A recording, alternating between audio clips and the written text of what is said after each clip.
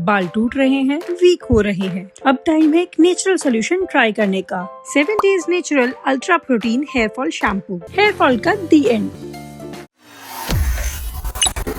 और इस वक्त की बड़ी खबर सामने आ रही है राजधानी दिल्ली से, जहां पर महापौर चुनाव से पहले आम आदमी पार्टी ने चौंकाने वाला ऐलान कर दिया है।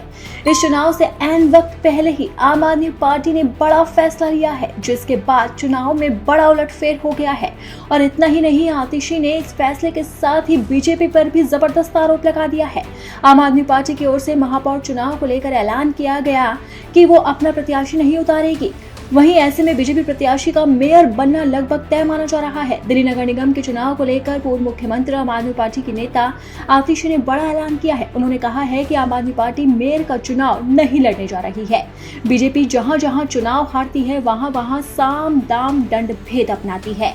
इसी के साथ ही उन्होंने बीजेपी पर जोरदार हमला बोला। आतिशी ने कहा कि बीजेपी दूसरी पार्टियों को तोड़कर सरकार बनाती है। एमसीडी को रीयूनियन कराकर 272 से 250 वार्ड हुआ। चुनाव लेट हुए, एमसीडी डिलिमिटेशन हुआ। एमसीडी का चुनाव गुजरात के चुनाव के साथ कराया गया, फिर भी आम आदमी पार्टी एमसीडी में बहुमत लेकर आई। इतना ही नहीं, आज आतिशी का गुस्सा यहीं शांत नहीं हुआ।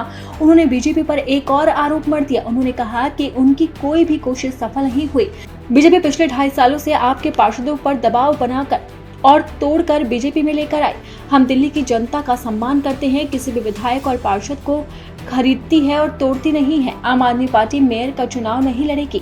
वहीं आप प्रदेश अध्यक्ष सौरभ भारद्वाज ने कहा कि दिल्ली में बीजेपी सत्ता को लेकर डेस्परेट है। जब एमसीडी का चुनाव होना था तो डिलिमिटेशन कराया गया, लेकिन फिर भी 134 सीटें आम आदमी पार्टी को मिली और 104 सीटों को बीजेपी को मिली है।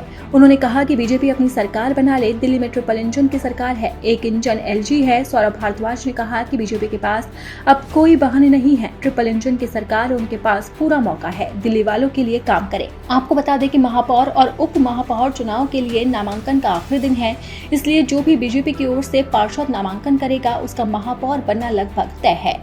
वो भी इसीलिए क्योंकि बीजेपी के पास महापौर और उप महापौर चुनाव जीतने के लिए पर्याप्त बहुमत है।